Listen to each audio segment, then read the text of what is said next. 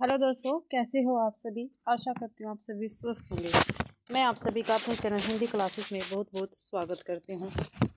तो भाई, आप सभी को पता है मैंने आप सभी के लिए हिंदी साहित्य की थ्योरी क्लासें चला रखी है और आज हम थ्योरी क्लास में आधुनिक गद्य साहित्य परंपरा का परिवर्तन ये करेंगे। इसका प्रथम उत्थान हम करेंगे जो संवत 1925 से 1950 के मध्य था भाई। तो इसमें सामान्य परिचय देखते हैं हम इसका। प्रकरण 1, सामान्य परिचय। इस प्रकरण में आधुनिक हिंदी गद्य साहित्य के विकास में भारतेंदु हरिश्चंद्र एवं उनके मंडल के लेखकों के योगदान की चर्चा की गई है।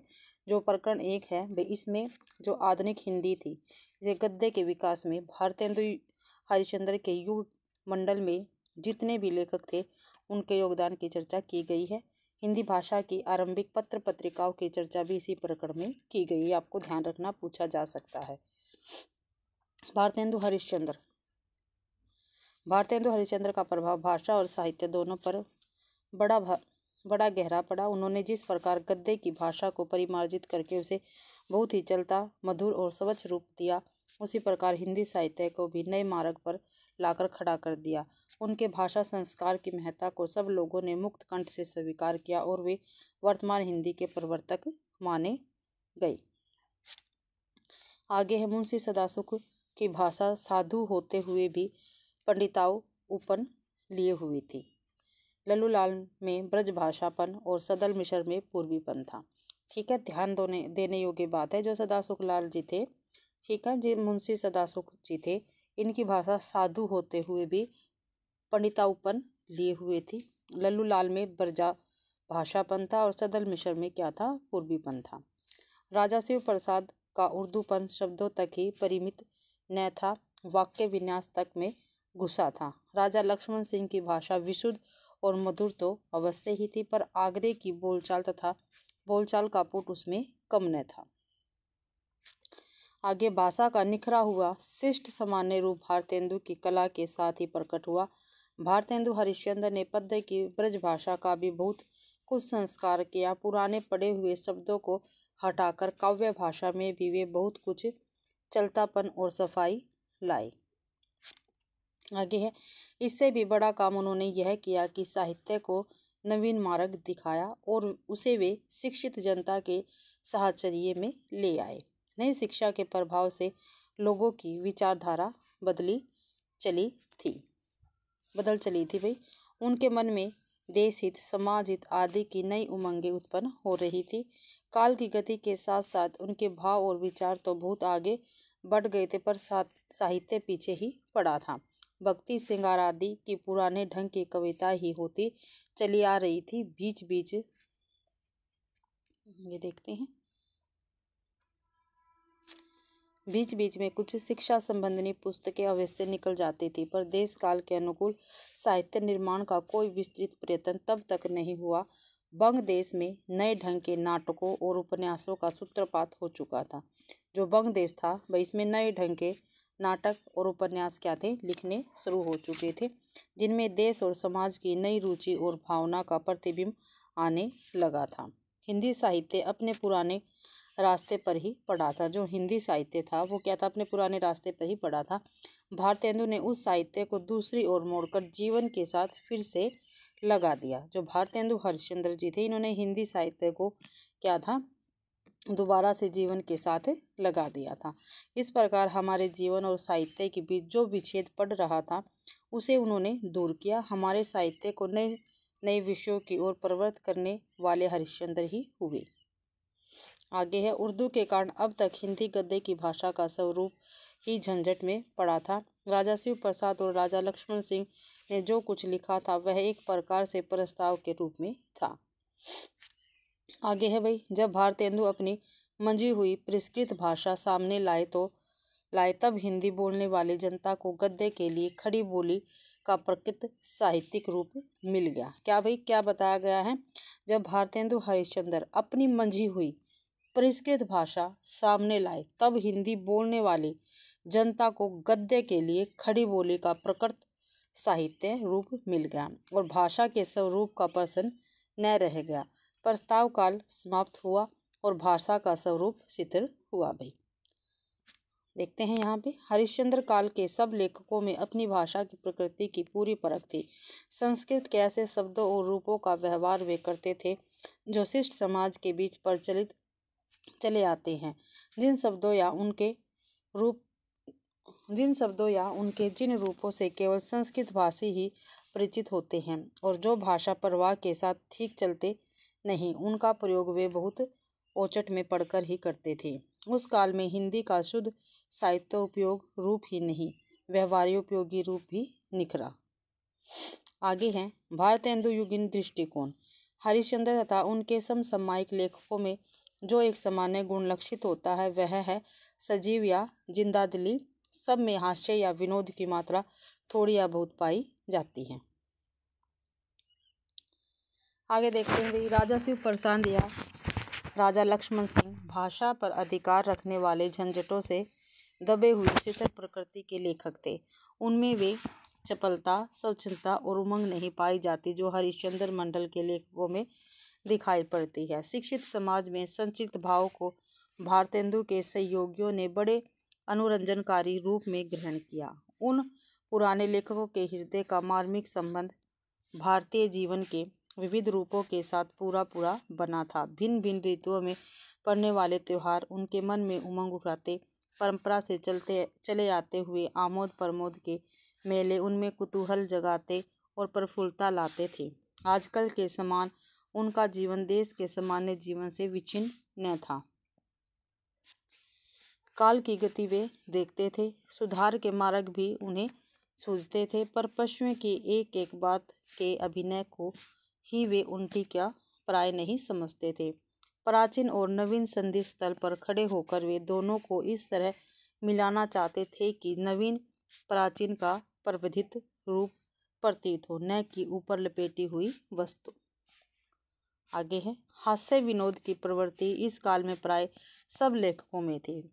प्राचीन और नवीन के संघर्ष के कारण उन्हें हास्य के अवलंबन दोनों पक्षों में मिलते थे। जिस प्रकार बात बात में बाप दादों की दुहाई देने वाले, धर्म के आडंबर की आड़ में दुराचार छुपाने वाले पुराने खसूट उनके विनोद के लक्ष्य थे, उसी प्रकार पश्चिमी चाल ढाल की ओर मुख के बल गिरने वाले फैशन के गुलाम भी। नाटक विलक्षण बात यह है कि आधुनिक गद्य साहित्य की परंपरा का परिवर्तन नाटकों से हुआ। क्या है भाई विलक्षण बात, क्या बताई गई है? आधुनिक गद्य साहित्य की, जो आधुनिक गद्य साहित्य थे, इसकी परंपरा का परिवर्तन नाटकों से हुआ था। ये हमें ध्यान रखना है। भारतेंदु के पहले नाटक के नाम से जो 2-4 ब्रज भाषा में लिखे गए थे, उनमें महाराज विश्वनाथ सिंह के आनंद रघुनंदन नाटक को छोड़ और किसी में नाटकत्व न था। खेद के साथ कहना पड़ता है कि भारतेंदु के समय में धूम से चली आती हुई नाटकों की वह परंपरा आगे चलकर बहुत शिथिल पड़ गई। इस उदासीनता का कारण उपन्यासों की ओर दिन दिन बढ़ती हुई रुचि के अतिरिक्त अभिनयशालाओं का अभाव भी कहा जा सकता है। अभिनय द्वारा नाटकों की ओर रुचि बढ़ती है और उनका अच्छा प्रसार होता है। नाटक दृश्य काव्य है, उनका बहुत कुछ आकर्षण अभिनय पर अवलंबित रहता है। उस समय नाटक खेलने वाली जो व्यवसायी फारसी कंपनियां थी, वे उर्दू छोड़ हिंदी नाटक खेलने को तैयार न थी। ऐसी दशा में नाटकों की और हिंदी प्रेमियों का उत्साह कैसे रह सकता था। उपन्यास अंग्रेजी ढंग का मौलिक उपन्यास पहले हिंदी में लाला श्रीनिवास दास का परीक्षा गुरु निकलता था, और आप सभी को पता है यही पेपर में पूछे जाने वाले क्वेश्चन हैं। अंग्रेजी ढंग का मौलिक उपन्यास कौन सा है? सबसे पहला श्रीनिवास दास का परीक्षा गुरु। बाबू राधा कृष्ण दास, बाबू कार्तिक प्रसाद खत्री, बाबू रामकृष्ण वर्मा आदि ने बंगला के उपन्यासों के अनुवाद की जो परंपरा चलाई देखते हैं आगे भी, वह बहुत दिनों तक चलती रही। इन उपन्यासों में देश के सर्वमान्य जीवन के बड़े मार्मिक चित्र रहते थे। उपन्यासों के अनुवाद के संबंध में लिखा है, क्या लिखा है देखते हैं। प्रथम उत्थान का अंत होते होते तो अनुदित उपन्यासों का तांता बंध गया, पर पिछले अनुवादों का अपनी भाषा पर वैसा अधिकार न हुआ। अधिकांश अनुवाद पराय भाषा का ठीक हिंदी रूप देने में असमर्थ रहे। कहीं कहीं तो बांग्ला के शब्द और मुहावरे तक जो के त्यों रख दिए जाते थे। आगे देखते हैं। इन अनुवादों से बड़ा भारी काम यह हुआ कि नए ढंग के सामाजिक और ऐतिहासिक उपन्यासों के ढंग का अच्छा परिचय हो गया और स्वतंत्रता उपन्यास लिखने की प्रवृत्ति और योग्यता उत्पन्न हो गई। प्रकरण 2 के अंतर्गत क्या है देख लेते हैं। गद्य साहित्य परंपरा का प्रवर्तन। क्या है भाई प्रकरण 2 में गद्य साहित्य परंपरा का प्रवर्तन। इस प्रकरण में भारतेंदु हरिश्चंद्र तथा उनके समसामयिक रचनाकारों के साहित्यिक लेखन की विशिष्टता का वर्णन किया गया है। साथ ही हिंदी भाषा तथा नागरी लिपि के प्रचार कार्यों की विवेचना करते हुए संलग्न व्यक्तियों एवं संस्थाओं का वर्णन हुआ है। ठीक है, क्या कुछ है इस प्रकरण में यहाँ पर बताया गया है, दोबारा से देख लेते हैं। इस प्रकरण में भारतेंदु हरिश्चंद्र तथा उनके समसामयिक रचनाकारों के साहित्यिक लेखन के विशिष्टता का वर्णन किया गया है। साथ ही हिंदी भाषा तथा नागरी लिपि के प्रचार कार्यों की विवेचना करते हुए संलग्न व्यक्तियों एवं संस्थाओं का वर्णन भी हुआ है।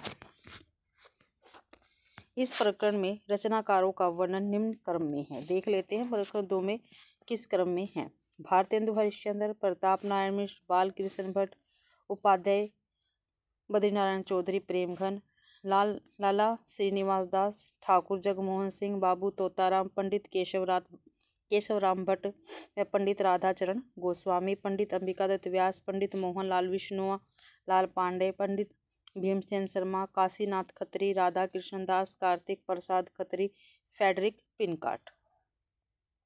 आगे है भारतेंदु हरिश्चंद्र को देखते हैं। सबसे पहले हिंदी गद्य साहित्य के इस आरंभ काल में ध्यान देने की बात यह है कि उस समय जो थोड़े से गिनती के लेखक थे उनमें विविधता और मौलिकता थी और उनकी हिंदी होती थी। वे अपनी भाषा की प्रकृति को पहचानने वाले थे। हिंदी गद्य साहित्य के उस समय ऐसे लेखक न थे जो बांग्ला की पदावली और वाक्य जो के त्यों रखते हो या अंग्रेजी वाक्यों या मुहावरों का शब्द प्रति शब्द अनुवाद करके हिंदी लिखने का दावा करते हो। उन्होंने बांग्ला में नए ढंग के सामाजिक, देश देशांतर संबंधी, ऐतिहासिक और पौराणिक नाटक, उपन्यास आदि देखे और हिंदी में वैसी पुस्तकों के अभाव का अनुभव किया है। हरिश्चंद्रिका पत्रिका के संबंध में लिखा है। हिंदी गद्य का ठीक परिष्कृत रूप पहल इसी चंद्रिका में प्रकट हुआ। इस प्यारी हिंदी को देश ने अपनी विभूति समझा, जिनको जनता ने उत्कंठा पूर्वक दौड़कर अपनाया। उसका दर्शन इसी पत्रिका में हुआ है। भारतेंदु ने नई सुथरी हुई हिंदी का उदय इसी समय से माना है।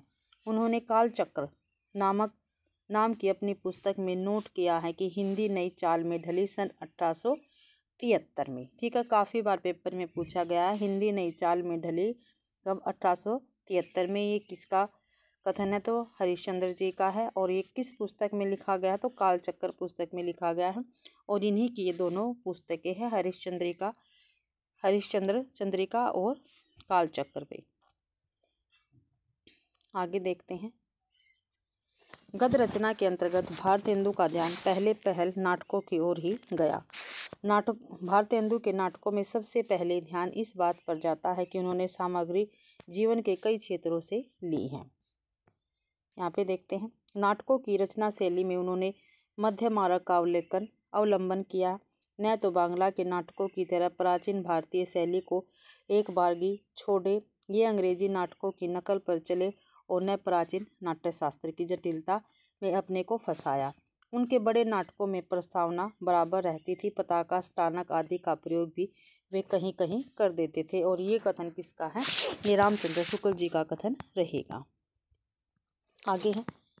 अपनी सर्वतोमुखी प्रतिभा के बल से एक ओर तो वे पद्माकर दिविज देव की परंपरा में दिखाई पड़ते हैं, दूसरी ओर बंग देश के माइकल और हेमचंद्र की श्रेणी में। एक ओर तो राधा कृष्ण की भक्ति में झूमते हुए नई भक्तमाल गूंथते दिखाई देते हैं, दूसरी ओर मंदिरों के अधिकारियों और टीकाधारी भक्तों के चित्र की हंसी उड़ाते और मंदिरों, स्त्री शिक्षा, समाज सुधार आदि पर व्याख्यान देते पाए जाते थे। प्राचीन और नवीन का ही सुंदर सामंजस्य भारतेंदु की कला का विशेष माधुर्य है।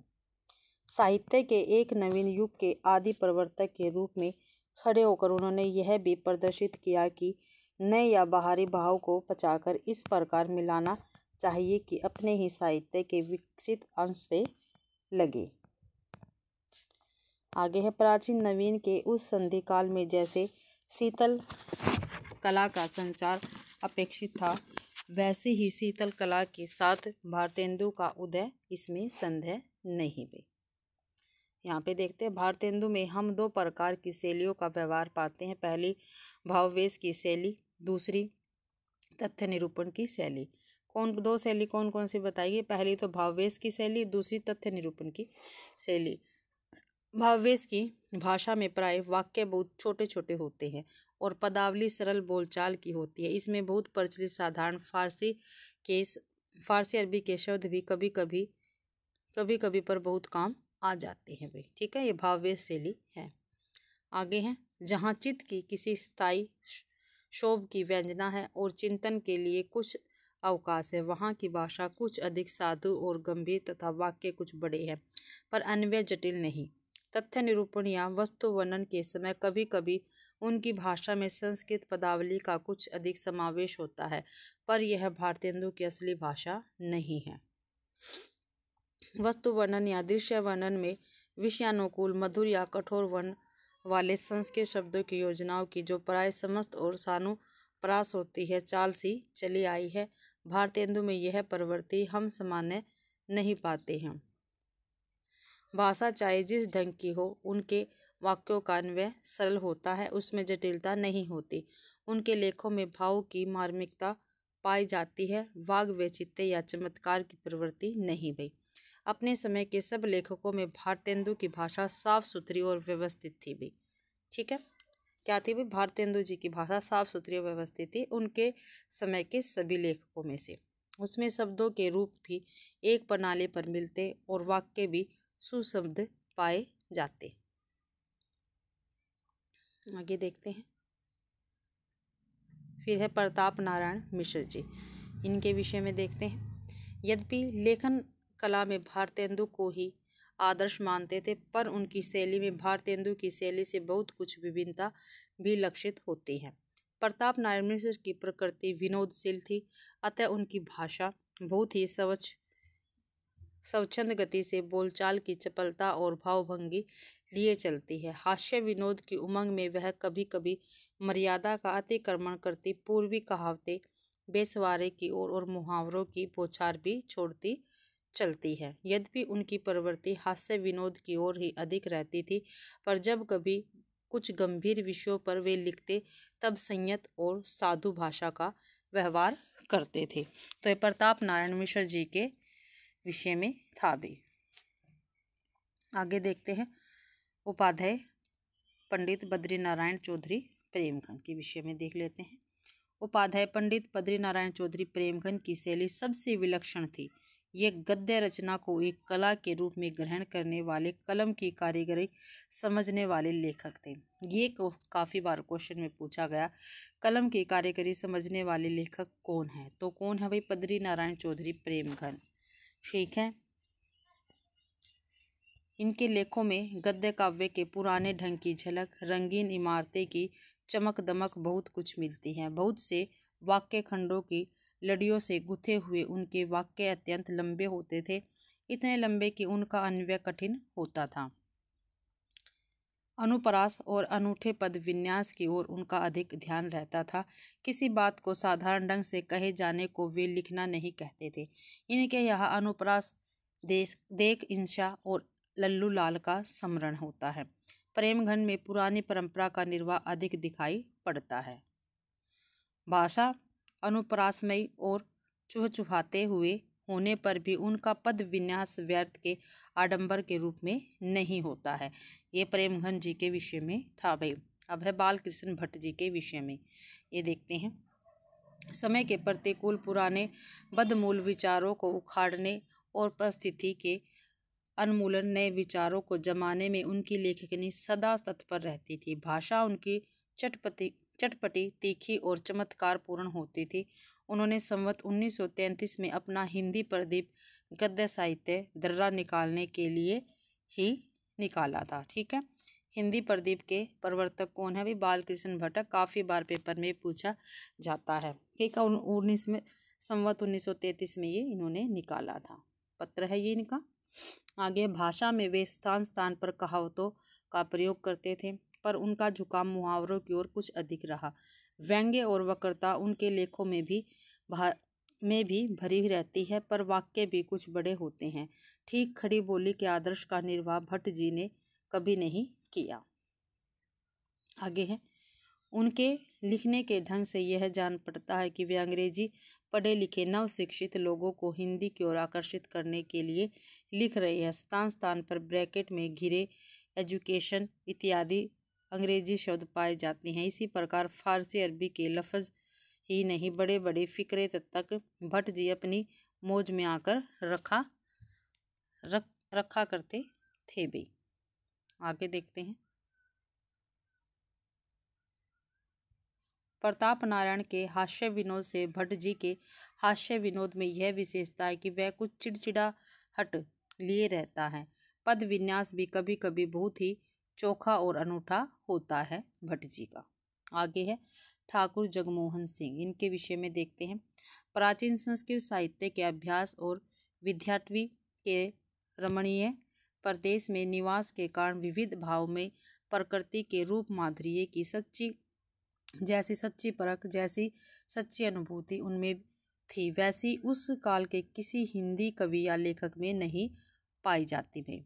अब तक जिन लेखकों की चर्चा हुई, उनके हृदय में इस भूखंड की रूप माधुरी के प्रति कोई सच्चा प्रेम संस्कार न था। परंपरा पालन के लिए चाहे प्रकृति का वर्णन उन्होंने किया हो, पर वहाँ उनका हृदय नहीं मिलता। अपने हृदय पर अंकित भारतीय ग्राम्य जीवन के माधुर्य का जो संस्कार ठाकुर साहब ने अपने श्यामा सपन में व्यक्त किया है, उसकी सरसता निराली है भी। ठीक है, ठाकुर जगमोहन सिंह हैं, इनकी रचना काफ़ी महत्वपूर्ण है, श्यामा सपन भाई।